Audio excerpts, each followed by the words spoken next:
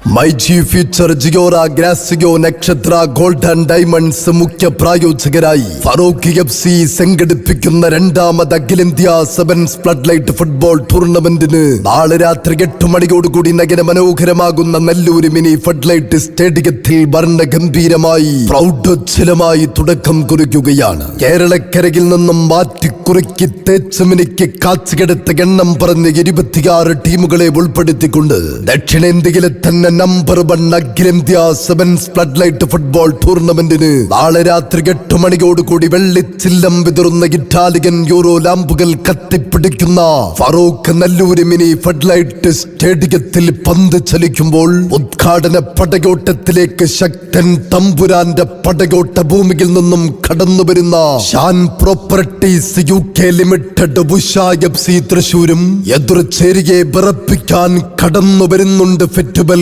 കോഴിക്കോടും തമ്മിൽ. ഫിറ്റുബൽ കോഴിക്കോടും ഉഷ FC തൃശൂരും തമ്മിൽ ആവേശം മലക്കടലാകുന്ന ഫറൂഖ് FC സംഘടിപ്പിക്കുന്ന അഖിലേന്ത്യാ സെവൻസ് ഫ്ലഡ് ലൈറ്റ് ഫുട്ബോൾ ടൂർണമെന്റിന്റെ ഉദ്ഘാടന പടയോട്ടത്തിൽ നാളെ രാത്രി 8 മണിയോടുകൂടി നഗര മനോഹരമാകുന്ന ഫറൂഖ് നെല്ലൂരിന്റെ കളിക്കളത്തിൽ ഏറ്റുമുട്ടുകയാണ്.